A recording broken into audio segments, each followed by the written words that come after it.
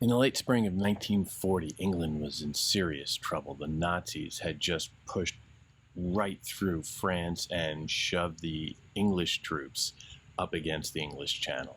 It was only through a miracle of civilian seamanship that the English forces, who had been trapped and pinned in by the advancing Germans, they had been rescued at Dunkirk and ferried back over to England. That was a small PR victory in what was, by any measure, a huge military debacle. England had its back against the wall, literally. They could now just look over the English Channel and see the Nazis right there. And it was clear that the Nazis were going to be coming in. And soon enough, they were going to begin a bombing campaign meant to soften the ground before they just marched in and took over. Winston Churchill had just taken over as the Prime Minister of England, and he wasn't sure what he was going to do. The British Army had been essentially decimated. They had very few allies who were willing to step up to help them fight. And the one ally that they were really looking to, the United States, was still kind of hemming and hawing, and, well, we don't want to get involved in foreign wars, heeding Washington's advice and citing it quite frequently in the public debate. But Churchill needed to rally his nation, and he needed to induce Roosevelt and the Americans to join in the fight. How to do this, he wasn't quite sure, but he was a genius public speaker, and in that he knew he had an effective weapon, and he used it. He made a series of speeches that that dramatized the plight that they were in, that attracted attention from the Americans, that stirred the pride of the British so that they could resist, and ultimately bought him enough time to get through these dark days until they could start pushing the Nazis back, or at least get the Americans in to divert the Nazis' attention. And they couldn't really deal with England if the Americans were coming up from the south, as they ultimately did. So that was in the future. In that moment, Churchill knew what he had to do. And for one thing, he had to level with his people. He had to be very honest. He couldn't keep going and saying, well, everything's going to be fine. That's not what leaders do. Leaders level with their people and allow them to feel an emotional investment in the broader nation's plight. Once he had that support, he could move on. But until he had that support, he was dead in the water. So he had to start telling the truth. And in this speech, known as the "We Will Fight" speech, he lays out a bleak portrait of their predicament. He describes in vivid detail the battle and retreat at Dunkirk. He paints a picture of desperation that is really quite harrowing. In this one passage, he makes some interesting rhetorical choices that really deliver the punch.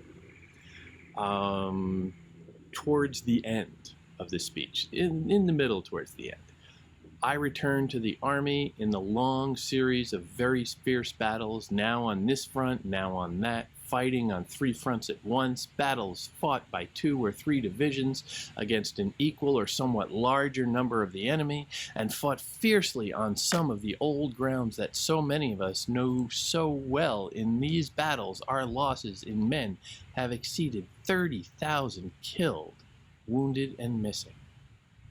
Now just look at that sentence. It's very long. It snakes along, and it seems to be holding off on the punch at the end. And it gives that sense of the variation of fate. Now on this front, now on that, is seeming like you're kind of all over the place. You can't really get a firm idea. Fighting on 3 fronts at once. You're pulled in all directions. It's hard to focus. Battles fought by 2 or 3 divisions against an equal or somewhat larger number of the enemy, and fought fiercely on some of the old grounds that so many of us knew so well. Here, again, he's shifting the focus around so that it's taking in so many more thoughts and associations for the viewer or for the listener. This was broadcast over radio. For the listener, that you can see how they could be just a little bit beleaguered listening to that one sentence. But then he brings it home. In these battles, our losses in men have exceeded 30,000 killed, wounded, and missing. 30,000.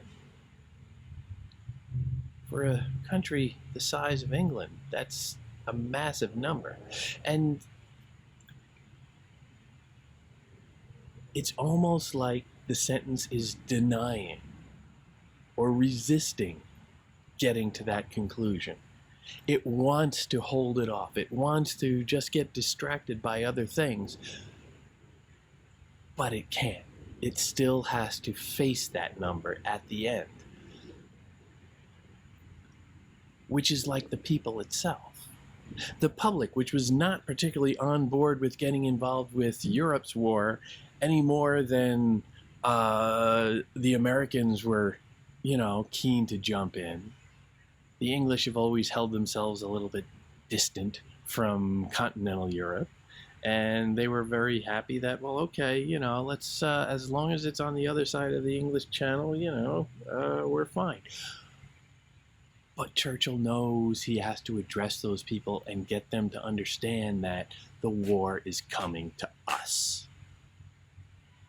So you cannot be distracted. You cannot turn away. You cannot have so much confusion about everything going on. You need to face the fact that it's coming, and it's coming in the form of immediately 30,000 killed, wounded, and missing. That one sentence does that. That one sentence drives that point home. And he gets more explicit.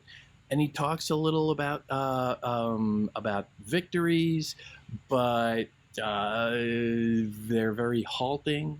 Against this loss of over 30,000 men, we can set a far heavier loss certainly inflicted upon the enemy, but our losses in material are enormous. So he will grant that, okay, yes, we put up a good fight, but still, our losses. We have perhaps lost 1/3 of the men we lost in the opening days of the Battle of 21st March 1918, but we have lost nearly as many guns, nearly 1,000, and all our transport, all the armored vehicles that were with the army in the north. This loss will impose a further delay on the expansion of our military strength. That expansion has not been proceeding as far as we had hoped. He's talking about weapons here more than lives. He's talking about materiel. He's talking about, what the United States can provide. The United States has, up until this point, shown no interest in sending men over there to die, soldiers, sailors, airmen, Marines. It has promised to send some weapons. Roosevelt's whole Lend-Lease program comes out of this. And here, Roosevelt is making that point, and he is driving it home and saying, okay, we put up a good fight, but our losses are terrible, most especially in the field of supplies. We need supplies. And here he is speaking directly to the Americans, and I would say directly to Franklin Roosevelt especially, saying, give us our supplies. We can fight, but we need weapons. We need supplies, we need money, we need all of the stuff it takes, that if you're not willing to do the fighting with or for us, we can manage, but we can't do it with nothing. So he is threading this needle. He can be talking about anything in this. He started this graph saying, our loss against our loss of over 30,000 men, we can set a far heavier loss certainly inflicted upon the enemy. He could dwell on that and make everybody feel good, and suggest that they can go and beat the Nazis. They can put up the good fight, but that will only convince the Nazis, or convince the Americans, that the Nazis really aren't such a threat, that, well, the Brits can handle it. That's not the message that Churchill wants to send.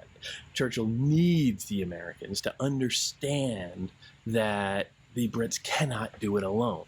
And yet he doesn't want to say to the British, we can't do this. He's caught in a bind here. It's a double bind. He cannot sound too defeatist to the British public, and he cannot sound too confident to the American listeners. He needs to thread both needles simultaneously. And he does it. He does it very carefully, choosing his words very carefully. Again and again and again, he talks about Britain as an island. He mentions that specifically. And just think about that word, an island. He doesn't say, a great nation very often. Nation is not really invoked as much as island. Island is very specific. Island, you can say a couple of different things about it. And I would say it crosses both. Island is, in a sense, vulnerable. Island is besieged on all sides. Island is often quite small. So you seem vulnerable and need help. But an island is also independent. An island is also standing apart, literally, separate and proud within a hostile community, but able to stand on its own 2 feet. An island is both simultaneously. And that word choice signals exactly what he's trying to accomplish here, because he's trying to get that sense of confidence for his people, who need that. They need to be leveled with, but they need to understand that, well, they can get through it. But he also needs to send that message that they desperately need help. The end of the speech is probably the most famous, what they call the peroration, when he winds it all up and gives a summation, essentially. Turning once again, and this time more generally, to the question of invasion, I would observe that there has never been a period in all these long centuries of which we boast when an absolute guarantee against invasion, still less against serious rage, could have been given to our people. In the days of Napoleon, the same wind which would have carried his transports across the Channel might have driven away the blockading fleet. There was always the chance, and it is that chance which has excited and befooled the imaginations of many continental tyrants. Many are the tales that are told. We are assuaged that novel methods will be adopted, and when we see the originality of malice, the ingenuity of aggression which our enemy displays, we may certainly prepare ourselves for every kind of novel stratagem and every kind of brutal and treacherous maneuver. I think that no idea is so outlandish that it could not be considered and viewed with a searching, but at the same time, I hope, with a steady eye. We must never forget the solid assurance of sea power and those which belong to air power if it can be locally exercised. So you can see in that passage he is laying out a real sense of the threat, but also of the opportunity that this moment provides, turning once again to this time more general to the question of invasion. He doesn't want to leave that go, because that unites the Americans and the British, and he knows what power that image has. So it can rally the British public to get their spine up and say, no, you cannot invade our nation. But also it will waken the U.S., the sleeping giant across the ocean, because they're probably thinking, as historians have suggested, that well, if Hitler gets into England, what's his next stop going to be? He's going to head for the U.S. because that's where the next realm of the Reich would be. And you see him conjuring, you see Churchill conjuring these images of past glories and past dangers, and how they have stood up to tyrants in the past. He calls out Napoleon by name and says, okay, we've had problems from Europe in the past, and we have had to stand up against it, and we have been victorious, and we can do it again. But specifically, he gets very particular about, well, how. And he does mention very specifically that, well, stuff. You can send us more supplies, our American friends. We must never forget the solid assurance of sea power and those which belong to air power if it can be locally exercised. And gee, who has a lot of sea and air power? The United States, not as much as they will soon. They'll be ramping up once they get into the war themselves, but it is certainly a much, it's a stronger force than the British can rely on individually. So there's an awful lot going on there where he's trying to bring together these strands for Britain and the United States and gather them around the idea of the impending threat. And with them located in that same spot, sharing this mutual fear of invasion, this mutual sense of an existential threat. Churchill can uncork the real poetry in the moment, the real soaring rhetoric. This is when he's going to bring them all together and swell them up so that they can feel the thrill of the challenge and the importance of the moment. He's going to use rhetoric to raise the stakes a little bit, to rally his people and attract the commitment of the Americans, because the Americans don't necessarily want to fight. But if they see that, well, for a couple of bucks and maybe some guns and tanks and ships, we pay in, and for that small investment, we've got these Brits who are really anxious to get in there and fight. So Churchill has to demonstrate that verbally, the willingness to fight, the dedication to the cause, the willingness to do what Americans just don't want to do at that moment. So he really just pulls out all the stops at the end. I have myself full confidence that if all do their duty, if nothing is neglected, and if the best arrangements are made, as they are being made, we shall prove ourselves once again able to defend our island home, to ride out the storm of war, and to outlive the menace of tyranny, if necessary for years, if necessary alone. At any rate, that is what we are going to try to do. That is the resolve of His Majesty's government, every man of them. That is the will of the Parliament and of the nation. The British Empire and the French Republic, linked together in their cause and in their need, will defend to the death their native soil, aiding each other like good comrades at the utmost of their strength.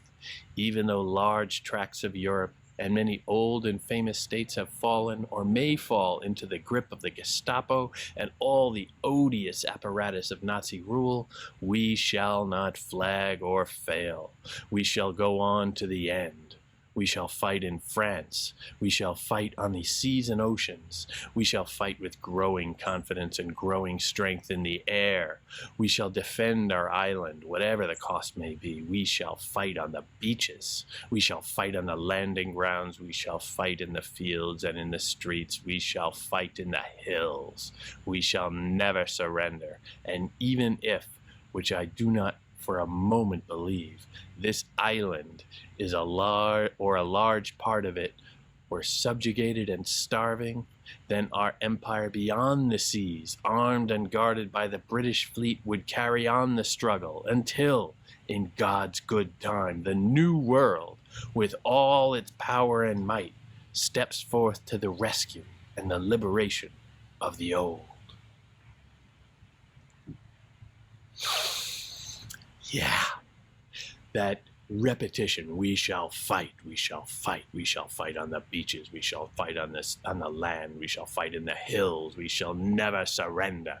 That repetition is just entrancing and just gallops forth, and you can feel it wanting to go.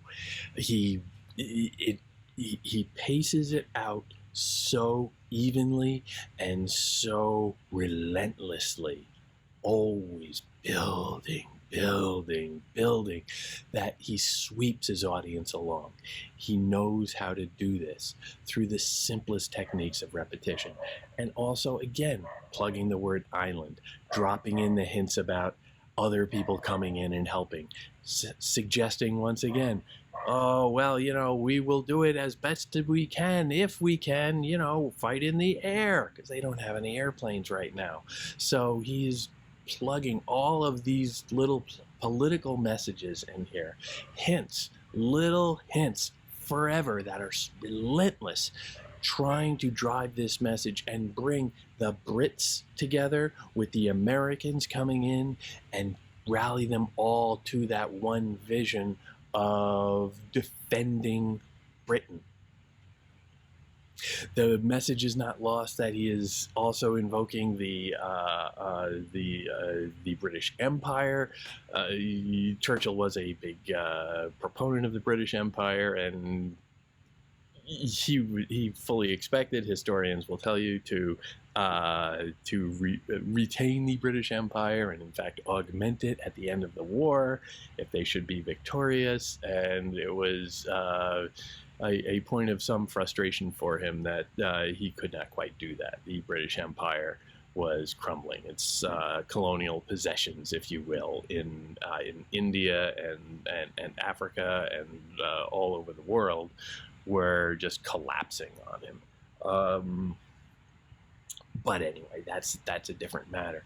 But he is invoking all that for a sense of something much grander, because you're going from, well, we are just this island. We are, he mentions it again in this graph, just an island, so vulnerable, so small, so, independent.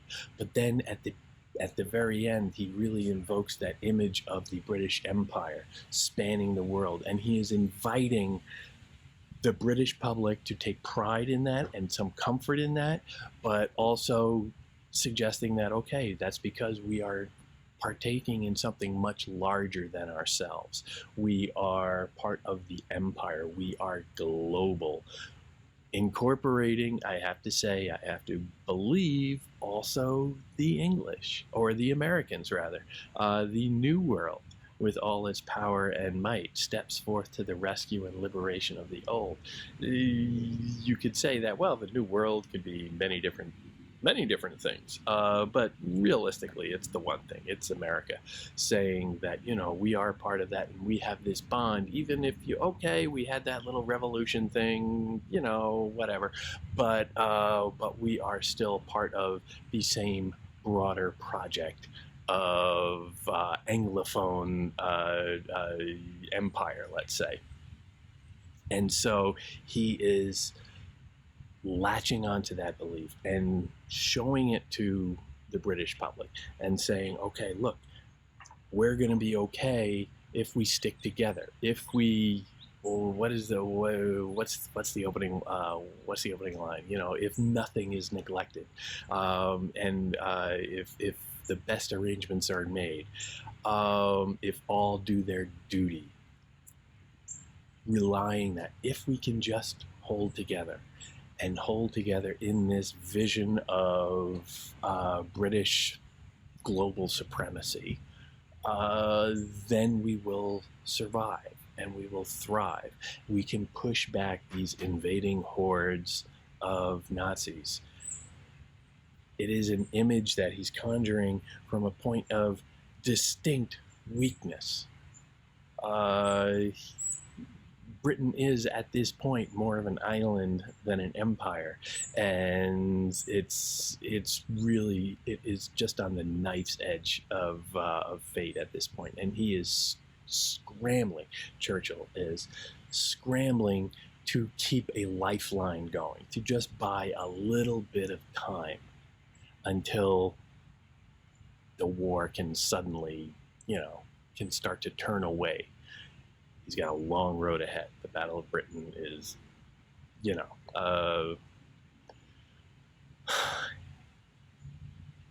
he's not being completely honest, but he's trying to steel his people with just enough honesty and just enough carefully placed rhetoric to get them through.